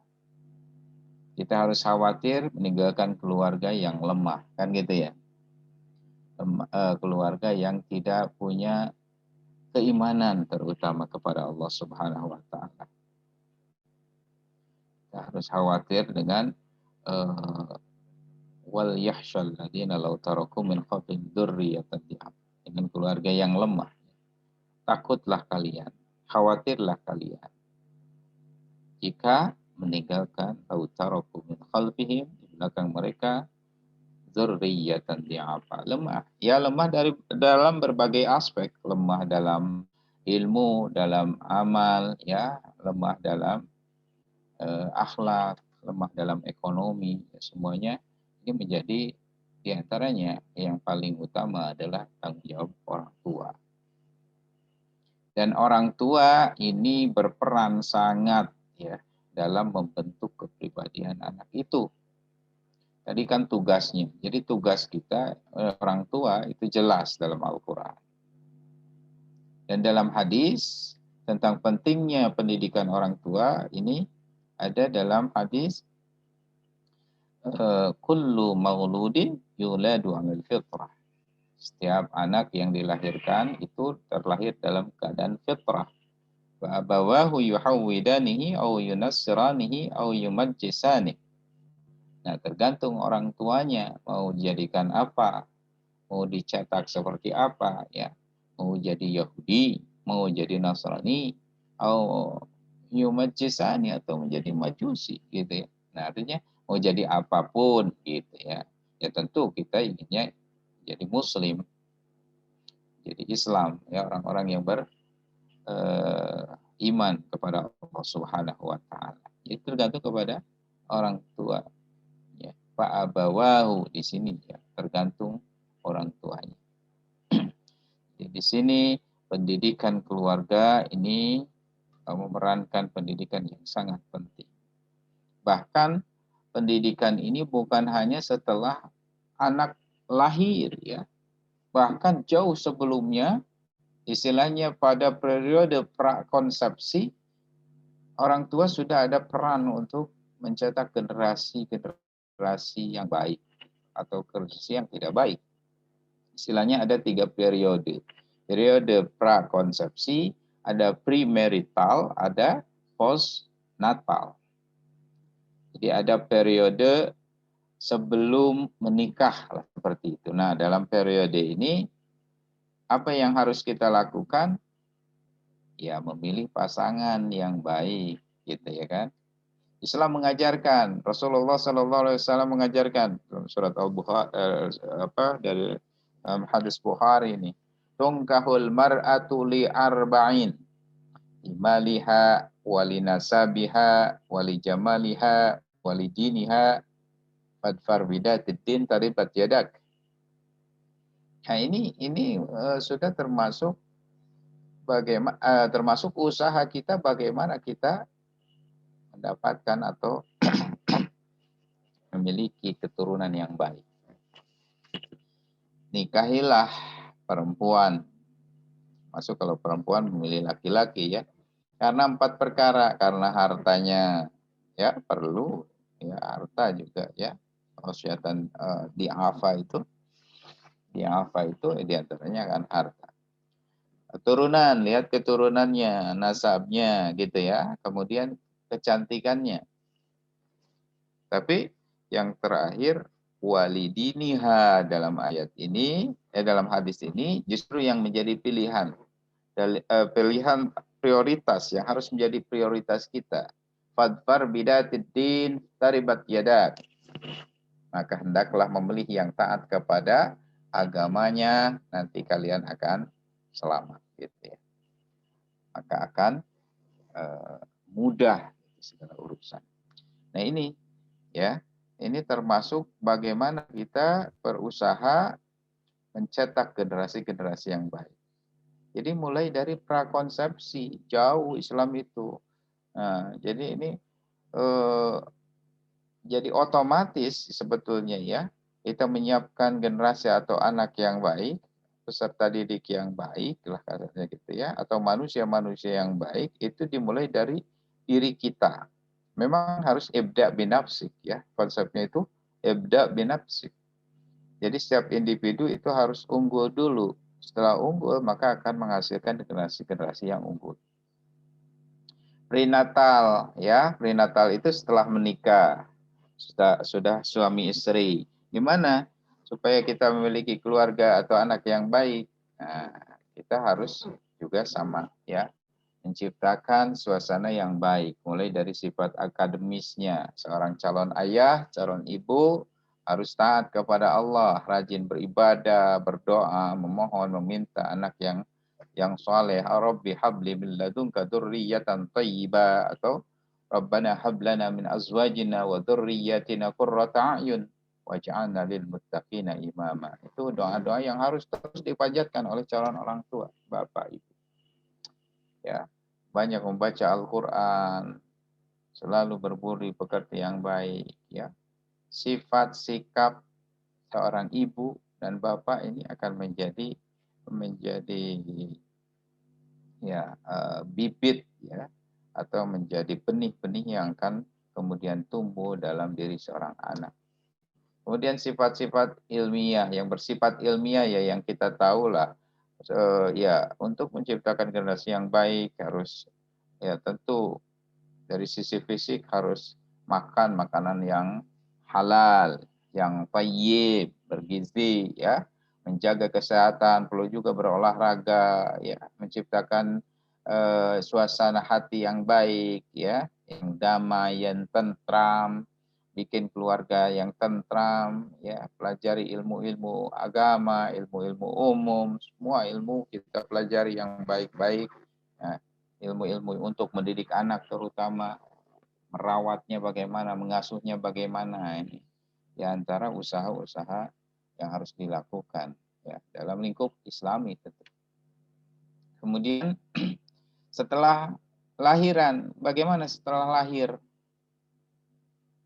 Setelah lahir anak ya diperlakukan secara Islami. Bentar ya, saya ngecas dulu ini, takutnya mati.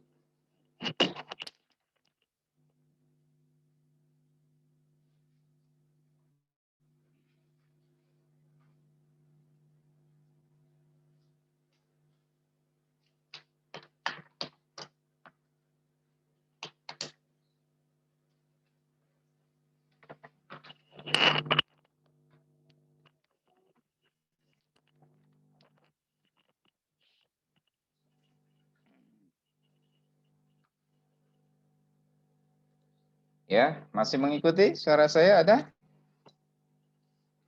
Ada, Ada, Pak. Ada, Pak. Baik. Kita lanjutkan. Nah, setelah lahir, bagaimana sikap kita sebagai orang tua? Ya, kita punya aturan apa atau ritual-ritual Islam ya. Ketika anak lahir diazanin gitu ya. Azanin. Kemudian kita baca doa-doa. Ada ritual-ritual setelah melahirkan kan. Bagaimana kita memberikan nama yang baik. Kemudian mencukur rambutnya. Kemudian akikah. Nah, itu diantara tanggung jawab orang tua. Orang tua dalam rangka apa? Dalam rangka menciptakan anak yang soleh, solehah, yang beribadah, yang taat kepada Allah Subhanahu Wa Taala, taat beribadah kepada Allah Subhanahu Wa Taala. Nah, itu memelihara, membesarkannya, melindungi dan menjamin kesehatannya, mendidiknya dengan berbagai ilmu pengetahuan, dengan keterampilan yang berguna bagi kehidupannya, membahagiakan anak. Orang tua harus bisa membahagiakan anaknya baik untuk kehidupan dunianya maupun untuk kehidupan akhirat, dengan memberikan pendidikan yang baik, ya, dengan memberikan pendidikan agama terutama. Nah, itu ya. Itu yang harus dilakukan oleh orang tua. Ini terkait dengan pendidikan lingkungan keluarga. Nah, jadi pendidikan keluarga ini fondasi ya. Ibu dikatakan sebagai sekolah pertama. Al-um madrasatul ula. Ibu adalah sekolah pertama atau tempat belajar. Madrasah itu tadi dikatakan, madrasah itu tempat, ya, tempat belajar. Memang ya, anak itu dekat sekali dengan ibunya. Apa-apa ibunya, apa-apa ibunya. Kalau ibunya bagus, insya Allah bagus. Tapi kalau ibunya nggak bagus, maka bisa jadi anaknya juga tidak bagus.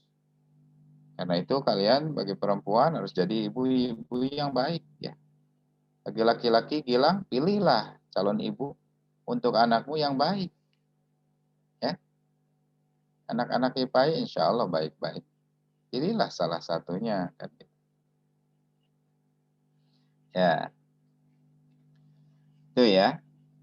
Jadi penting sekali memang lingkungan keluarga. Kalau orang tuanya soleh, solehah, insya Allah anaknya juga soleh, solehah. Akan lebih mudah gitu. Karena istilah Sunda itu apa? Ya istilah umum sajalah. Buah tidak jauh dari pohonnya. Itu ada istilah Sunda tapi saya lupa lagi namanya apa ya. Nah, jadi buah itu tidak akan jauh dari pohonnya, gitu ya. Jatuh tidak akan jauh dari pohonnya. Nah, itu apa artinya? Bahwa ya pentingnya orang tua, ketika orang tuanya baik, soleh, solehah, maka anaknya juga tidak akan jauh. Memang suka ada kadang-kadang itu ya, ya orang apa namanya, nabi juga ada yang anaknya durhaka misalnya. Tapi itu pengecualian, bisa jadi itu adalah ujian bagi orang tuanya kan gitu. Ujian, karena tidak semua itu kadang sesuai dengan harapan ya. Ada sesuatu yang kadang berbeda dari harapan. Kita ingin anak-anak kita soleh-solehah, tapi tidak seperti itu. Wallahu a'lam, bisa jadi itu adalah ujian, cobaan bagi kita untuk meningkatkan ketakwaan kita kepada Allah Subhanahu wa taala. Kita husnudon saja kepada Allah ya. Itu yang pertama ya, lingkungan keluarga. Kemudian pendidikan di sekolah atau pendidikan umum lah gitu ya. Pendidikan umum mulai dari tingkat apa namanya, TK, SD, SMP, SMA, perguruan tinggi, atau untuk di Kemenagnya ya, versi Kemenag, ada Raudatul Atfal, ya, ada madrasah ibtidaiyah, ada madrasah tsanawiyah, ada madrasah aliyah, ada universitas atau institut agama, ya. Nah, itu jelas itu sangat membantu, ya, sangat berperan dalam mencetak peserta didik. Kalian juga mungkin merasakan itu, ya. Bagaimana pendidikan. Kadang-kadang anak itu kalau disuruh orang tuanya agak susah sama ibunya, sama bapaknya, karena sudah terlalu dekat, agak susah gitu ya, ngeyel, ngelawan kadang-kadang gitu ya. Nah, justru ke gurunya atau di sekolah mereka taat. Bisa jadi karena takut sama orang gurunya, bisa jadi karena malu sama teman-temannya, kan ya. Bisa jadi karena dia ingin mendapatkan nilai yang baik gitu ya, seperti mahasiswa yang ingin nilainya bagus, berbaik-baik sama dosennya, kan gitu. Nah, jadi lingkungan formal ini penting ya, atau pendidikan formal ini penting. Jadi dia sebuah sistem yang membentuk satu lingkungan yang menciptakan gimana supaya peserta didik atau murid ini benar-benar mengikuti aturan, mengikuti sistem, sehingga dengan itu mungkin awalnya adalah sebuah keterpaksaan, ya, adalah paksaan, tapi lama-lama bisa menjadi kebiasaan juga, jadi habit gitu. Memang manusia itu kadang-kadang harus dipaksa juga, karena kalau tidak dipaksa semaunya, ya sifat manusia kan tidak semuanya baik. Ada sifat-sifat yang tidak baik, sifat pemalasnya, sifat ya kalau misalnya dalam keuangan boros, atau misalnya sifat keberaniannya terlalu nekat dan seterusnya, ya, hal-hal yang tidak ideal itu. Nah, itu kadang-kadang harus dipaksa, harus dipres gitu ya, supaya kemudian lurus mengikuti apa yang seharusnya. Seharusnya menjadi seorang manusia yang baik, yang berbudi, yang ihsanul kamil dalam Islam, ya. Nah, mungkin bagi orang tua di sini ya, karena pendidikan sekolah itu kan sebetulnya kelanjutan ataupun kepanjang tanganan dari orang tua ya. Yang tanggung jawab itu harusnya orang tua. Memang orang tua ini yang ya harus yang bertanggung jawab ya, ku anfusakum wa ahlikum naro itu. Tapi ya kadang-kadang orang tua tidak bisa melakukan satu dan lain hal. Ada keterbatasan, punya keterbatasan. Karena itu dilimpahkanlah tanggung jawabnya itu kepada sekolah. Nah, gitu ya. Nah, dalam konteks itu maka orang tua harus memilih sekolah yang sesuai dengan keinginannya. Ya, tentu kalau dalam framework atau dalam konteks Islam, pendidikan Islam, maka harus memilih pendidikan Islami atau sekolah Islam, lembaga-lembaga Islam. Visi misinya harus Islami, ya. Misalnya mencetak generasi yang Islami, generasi yang Qurani, generasi yang berbudi, ya, yang memiliki kemampuan atau keunggulan dalam imtak dan keluhuran dalam iptek, misalnya gitu ya, dan seterusnya. Jadi keseimbangan antara imtak dan imtek. Imtak, iptek, ilmu pengetahuan dan teknologi. Kemudian tujuan, lihat sekolah tujuannya apa, kan gitu ya. Kurikulumnya, materi-materi ataupun mata pelajaran, mata kuliah yang diajarkan apa saja, itu perlu dilihat, dicari tahu oleh orang tua itu ya, ketika memasukkan anaknya ke sekolah. Ajarin apa? Oh, di situ ada program tahfiz misalnya gitu ya. Oh, berarti diajari menghafal Al-Qur'an. Ada pembiasaan misalnya pokoknya karakter baik, akhlak. Nah, metode-metode yang dilakukan, mungkin lihat sekolahnya, ini sekolahnya up to date tidak, sekolahnya modern atau sekolahnya standar lah, standar atau tidak, bagus tidak dalam pendidikan Islami. Pendidiknya siapa saja, lulusan mana saja gitu ya, kompetensinya seperti apa, dari sisi gelar akademiknya seperti apa gitu kan. Ini bisa menjadi ukuran bagi kita untuk memilih lingkungan yang baik, tentu lingkungan sekolah yang baik. Media, lihat fasilitas sekolahnya, medianya, lingkungannya, ada fasilitas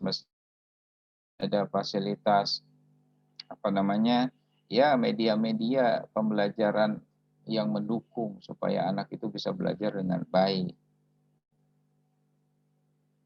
terutama yang mengarah kepada pembentukan karakter. Kemudian manajemennya, lihat sekolah itu bagus nggak, manajemennya bagus nggak, termasuk mungkin lulusan harus dilihat, alumninya kemana saja, bagus nggak. Biasanya kan sekolah-sekolah itu ketika buat player itu suka ada ininya ya, kayak lulusan gitu kan, itu untuk melihat ukuran berhasil tidaknya sebuah lembaga pendidikan. Oh, yang dilanjutkannya ke luar negeri, ke Al-Azhar misalnya, atau ke Turki, atau kemana gitu kan. Kalau ke barat misalnya, wah berarti ukuran bahasa Inggrisnya bagus di situ. Ada bilingual misalnya ya. Sekarang model sekolah itu bilingual, tahfidz dan sebagainya. Nah, banyak sih yang sudah bagus-bagus sekolah itu. Tapi ya memang kadang-kadang kendalanya di biayanya. Biaya sekolah itu biasanya mahal gitu ya, sekolah-sekolah swasta, agama, boarding school biasanya relatif lebih mahal daripada sekolah umum, sekolah umum lah gitu ya, negeri gitu ya. Negeri biasanya lebih murah, apalagi negeri pemerintah gitu kan ya. Itu yang disubsidi oleh pemerintah. Nah, itu lingkungan sekolah. Jadi penting sekali lingkungan sekolah. Dan negara di sini punya peran untuk bagaimana membuat sistem ini berjalan. Di Indonesia ada dua sistem pendidikan. Ada sistem pendidikan yang diselenggarakan oleh Departemen Pendidikan dan Kebudayaan. Ada pendidikan yang diselenggarakan oleh Kementerian Agama. Nah, mungkin kalau yang ingin ke agama, yang cenderungnya agama mungkin lebih baik di pendidikan agama. Tapi pendidikan umum juga ya kita usahakan untuk harus Islami juga gitu ya. Nah, makanya di sini IPAI lulusan-lulusannya yang kemudian menjadi guru-guru agama di sekolah-sekolah umum, nah ini memiliki tanggung jawab dan peran yang sangat strategis dan penting ya peran yang berat lah gitu di sini. Bagaimana membuat sekolah itu menjadi sekolah Islami ya, sekolah Islami dari sisi tadi visi, misi, tujuan, kurikulum, metode pendidik, media, fasilitas, manajemen dan sebagainya ya. Nah, gitu. Kemudian yang terakhir ini pendidikan di masyarakat. Nah, ini memang lebih berat lagi bagaimana menciptakan masyarakat yang mendukung terciptanya suasana belajar ataupun terciptanya sarana pembentukan karakter bagi anak. Ini lebih luas lagi dan ini menjadi tanggung jawab bersama. Ya. Jadi tanggung jawab pemerintah, tanggung jawab warga masyarakat, semuanya ya harus bergandeng tangan untuk menciptakan lingkungan masyarakat yang baik. Dalam Al-Qur'an misalnya dalam surat Az-Zukhruf ayat 67 Allah berfirman, A'udzubillahi minasyaitonir rajim, al-akhillau yauma idzin ba'dhum li ba'din atuwwun illal muttaqin. Jadi nanti di akhirat teman-teman karib yang dekat ya pada hari itu saling bermusuhan satu sama lain kecuali mereka yang bertakwa kepada Allah Subhanahu wa taala. Nah, ini menunjukkan pentingnya kita harus berteman dengan orang-orang yang bertakwa biar nanti di akhirat pun kita tetap berteman gitu ya. Nah, kalau teman-teman dalam iman dan takwa, insya Allah akan menjadi teman abadi. Tapi kalau teman di dunianya hanya teman sebatas duniawi, untuk hobi-hobian saja, untuk kesenangan saja, atau bahkan untuk maksiat dan dosa, nah itu nanti di akhirat bukan lagi teman, itu mereka jadi bermusuhan, justru jadi musuh. Yang pentingnya kita berteman dengan orang baik, ya. Kemudian hadis tentang orang yang berteman dengan siapa tuh? Dengan orang baik, dengan penjual harum-haruman, ya, pewangi, maka akan ikut wangi. Tapi kalau bertemannya dengan pandai besi, tukang pandai besi, dia sesekali akan kena cipratannya. Nah, itu juga menunjukkan bahwa kita harus memilih lingkungan. Carilah lingkungan yang baik, ya, masyarakat yang baik. Nah, untuk anak kita, demi anak kita, ya, kita harus berani hijrah misalnya gitu ya. Ketika lingkungan kita memang kurang bagus, pendidikannya kurang bagus, teman-teman anak kita nggak bagus, ya kita pindah saja, pindah lingkungan, milieu ya, pindah masyarakat, cari masyarakat yang mendukung untuk pendidikan keluarga ya, untuk pendidikan anak, untuk sekolahnya bagaimana, ya, kebiasaan ritual kebiasaan seperti apa, ini penting ya. Jadi kita atau Allah Subhanahu wa taala memerintahkan kepada kita hendaknya pandai-pandai dalam memilih teman bergaul ya. Karena pengaruh baik dan buruk tergantung dari teman-teman dan sahabat. Seperti itu. Jadi ini jelas dalam Islam atau dalam Al-Qur'an jelaskan seperti itu ya. Dalam Al-Qur'an, dalam hadis kita harus pandai-pandai memilih teman gitu ya, karena teman itu kalau misalnya anak ini belum dewasa, belum mengerti, maka orang tuanya yang harus memilihkan lingkungan ya bagi anaknya, karena lingkungan tadi apa, suatu yang sangat penting yang bisa mempengaruhi kita. Manusia itu mudah sekali dipengaruhi kan gitu ya, manusia itu mudah sekali dipengaruhi. Dan pengaruh dari teman ini sangat besar sekali ya, bahkan bisa mengalahkan peran dari orang tua sekali gitu kan. Kalau misalnya orang tua terus menanamkan budi pekerti yang baik, tapi ketemu teman bisa mudah tergoyah, walaupun bisa jadi nanti ketika ini istilahnya sadar kembali lagi ya, tobat gitu. Di situ ada tarik menarik lah, yang jelas tarik menarik. Nah, supaya tidak terlalu besar tarikan-tarikan negatif dari lingkungan ya, dari temannya, maka pilihlah lingkungan yang baik. Termasuk kita yang dewasa ya. Kalian mahasiswa pilih teman-teman yang baik. Pilih teman-teman yang membawa kepada ketakwaan. Insya Allah akan menjadi teman abadi dunia dan akhirat. Kalau tidak, berteman hanya untuk duniawi, berteman hanya untuk kesenangan, berteman hanya untuk permainan, maka bisa jadi teman-teman itu hanya menjadi musuh nanti di hari akhir. Saya kira itu dari saya, mudah-mudahan ada manfaatnya. Ya. Kalau minggu depan masih ada makalah nggak? Siapa PJ-nya? Masih ada, Pak. Masih ada? Iya, kalau nggak salah 2 kelompok, Pak. Oh gitu? Materinya apa? Manajemen ya?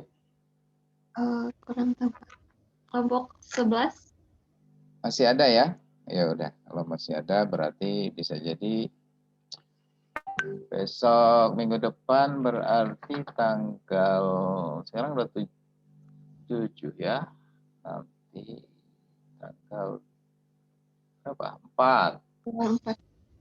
Tanggal 4 belum libur ya, masih bisa. Kalau tanggal 11 ini 2 hari lagi ke Idul Fitri. Nah, nanti kita lihat saja ya. Kalau misalnya sudah harus libur, ya libur. Tapi belum merah sih sebetulnya tanggal 11. 2 kali pertemuan lagi bisa.